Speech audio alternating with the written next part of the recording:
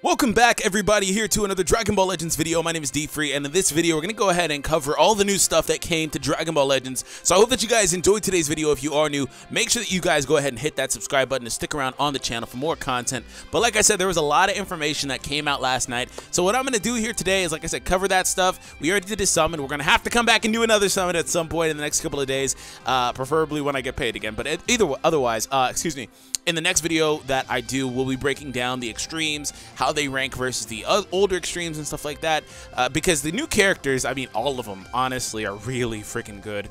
And the extremes are... I like what they're doing with extreme characters, okay? They're starting to get really competitive when it comes to them versus Sparkings, and I like it. So, anyways, hope you guys enjoy, and let's go ahead and break it down. So, first and foremost, the advent of Frieza's here. There's also a daily mission upgrade campaign alongside these Ultra Space-Time Summon number 2. So, to begin, I wanted to kind of come over here and take a look at this. So, this is interesting because basically, as you guys see in big words there, play every day and receive a Sparking character. So, if you guys didn't understand, basically what happens is when you play, by the way, they jacked up the daily mission rewards too. Like, there's a lot of stuff in there that's not typically there. I'm talking milk crates and all that stuff, so that's pretty awesome too. But they jacked up that, and at the end of it, when you're able to complete your daily missions, you'll get a silver ticket. So basically, you need 7 of those silver tickets. And when you get 7, you're able to do a summon and get a guaranteed Sparking. Now, this is the second time we've seen something like this in the game.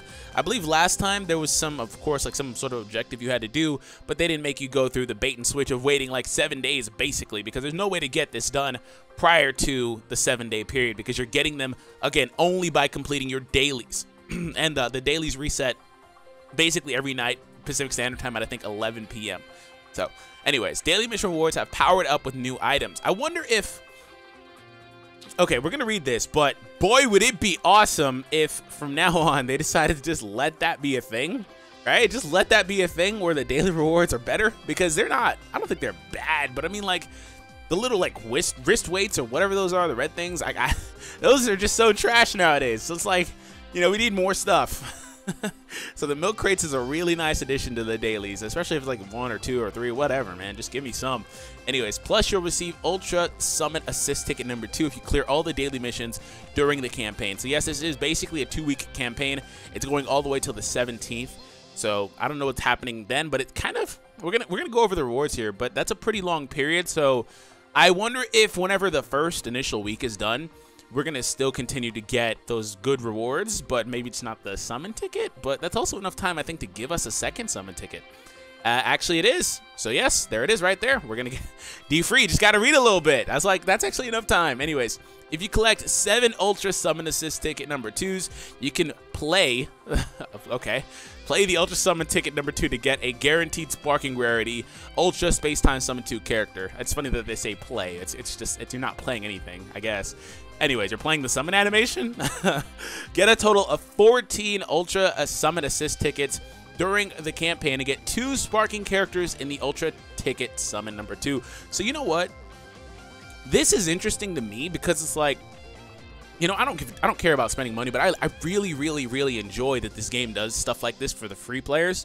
So you don't have to do it if you don't want to. You know, there are people that don't have the means, or if they have the means, they just don't want to, and that's totally your prerogative, man. But I like that they do this, especially because, you know what, even as a paying player, it's still nice to get free stuff. I'm just going to put that out there. So that is pretty freaking awesome. And I know that there are a lot of people that have gotten a lot of Sparkings and haven't had to spend any sort of dollar on the game, and that's always awesome, you know? Like, I always feel happy for those people. And that's pretty cool that this game does stuff like this. But there's also another thing that this game does, which we'll come back to in a moment. But nonetheless, we're getting to everybody. If you complete the dailies, do not miss a day. Do not miss a day, because I don't know if you'll be able to make it up. Do not miss a day. You have to complete all your dailies, which, again, daily missions, you go to your missions tab, is the very first one in the missions tab on the far left. Complete them, because you have to clear the daily missions to get a guaranteed Sparking character.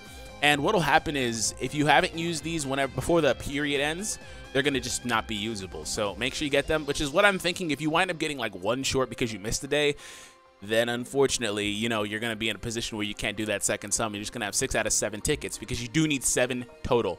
Anyways, to going over the daily mission rewards, so for the first day, you get the ticket, 20 crystals, 10 skip tickets. This is what I'm talking about. 3 crates of milk bottles, rare medals, 50 times. Oh, that's pretty awesome. 50 rare medals. And you see down here, 50 rare medals. They're changing the Rising Soul, basically the same stuff every day, just changing the souls that we're getting. So, unfortunately, they're not giving Super Soul 2, but it's fine. And that's it for the first 7 days. The day change each day at, oh, okay, well, that's not showing that there. So I'm assuming for the second set, it's going to just kind of start over anew and do the red ones again for the Rising Souls and then go from there. Because down here, it runs out of like stuff and it starts doing a blend. Yellow, purple, green, and blue.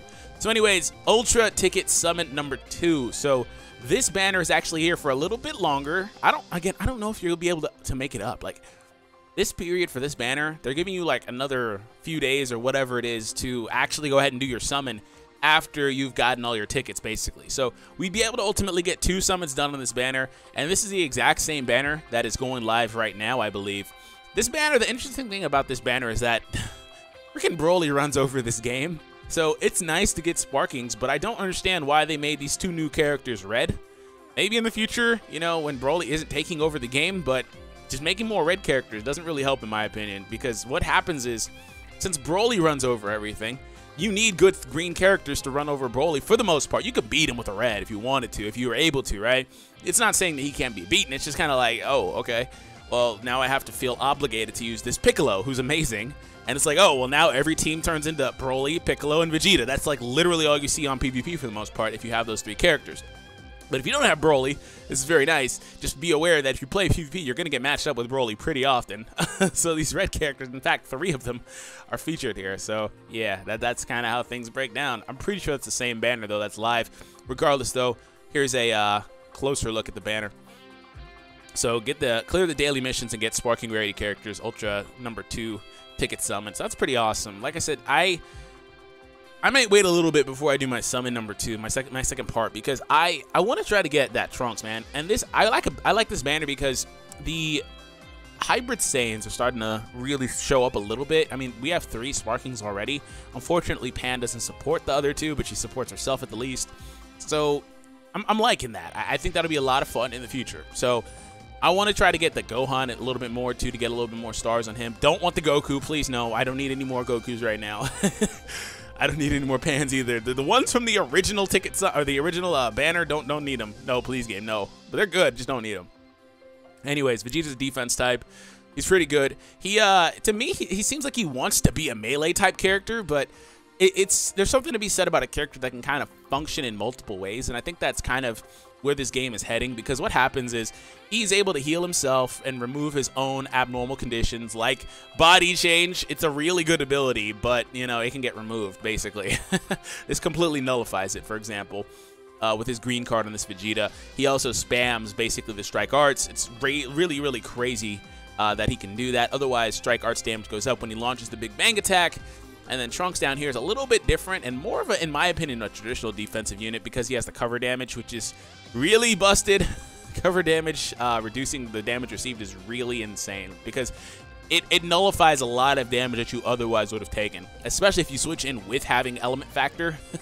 So there's that. I mean, but the thing is, there's not a lot that this guy's going to be doing unless you're matched up with Frieza. I mean, or Gohan, I guess, but there's not a lot. Or Pikkon? Anybody? Pikkon? Gohan down there. And then we have the Pan there as well. So another thing I wanted to take a look at for you paying players, there's changes in the shop. There is a Vegeta starter pack. You get 600 Z power. Go ahead and pick it up. You know, they typically add 1 per new banner. Like they did it for a couple of characters on the first banner. I believe it was Goku and Vegeta. And then they did the Piccolo, not Piccolo, excuse me, the Ginyu. Now this time they're doing Vegeta. Again, go ahead and pick it up if you're going to buy crystals. I don't see any reason not to otherwise, but the real reason I did this is because we have gravity training here. Gravity times 10 machine fuel for the training pack. You get 300 chrono crystals, 320 to be specific, and you get 10 of these training items. So train using 1 gravity times 10 machine fuel to raise your Sparking character's level from 300 to 360 all in one go. Train to strengthen your party. The training pack can be purchased 10 times. Training items can only be used with characters of level 300 or higher. Like, that's some sort of really good restriction, I guess. So, to summarize, Characters have to be level 300. You have to basically get this from completing a purchase in the shop right now. Now, does that mean this item, this type of item, will permanently be pay to play? No, I don't think so, because we saw the same thing with the crates, and unless I just didn't notice that there's some sort of new story stages, you have to get this here. But nonetheless, I mean, you get 10 in one go, and it's really not that expensive. So for comparison's sake, the best training item otherwise is milk crates, right? Milk crates give you about 8,800 experience per one, right? So you can stack them up, and of course it would multiply by 3 if you use 3 of them, right? So in comparison, just one of the 10 that you would get of the room with 10 times gravity training, that one gives you 42,000 experience. So one of those is equivalent to what? 5 milk crates at one time, and they take 1 hour, 2 hour, and 3 hours, just like milk crates. But in literally less than a third of the time, you're doing more training. And it would take you literally 5 hours to use 5 milk crates, but you do it in 1 hour. Oh my gosh, that's insane. And of course, you can do the 2-hour version of this training with this item and the 3-hour version, and get a lot of training in. Just for comparison's sake, the 3-hour version gives 126,000 experience. This item is ridiculous. So I don't want to see this type of divide. I like how the game gives us the free characters, tickets, and stuff, but I don't want to see this type of divide, because what happens is, and you guys know I worked very hard to get my characters level 1,000 plus. I did that, but what happens is with this type of stuff, it gets insanely easy to do it, you know, to get your characters up. For the people that can't play or can't pay in the game, that's a bit of a divide, unfortunately. So hopefully, again, maybe I'm mistaken and there's a story stage that's added that has it, or there will be in the future, I hope, otherwise, because this item is busted. But trust me, it only gets worse. It'll only get worse, because these are data mined items. There's a lot of them. Now, you're not going to see this if you're on legends.dbz.space. I'm still kind of looking at it from the back end view, but there is a 50 times one and a 500 times one. So I can't imagine how powerful these items will be, but I don't expect we see either for a long time, because ultimately the training limit, the level limit, goes past 1,000. If you didn't notice with the new Freeze event, the level goes past 1,000 already here now, so we're starting to see it in the game more. I think there might have been another stage that does it too. Max bosses are 1,200 and 1,300, 1,320, I guess. So the level goes up to, I believe, 9,999 eventually, because there are a lot of super souls and stuff like that that will show that we need those for the characters getting higher levels. So there's a lot more classes than just 1,000, but they're holding us at 1,000 for some reason right now.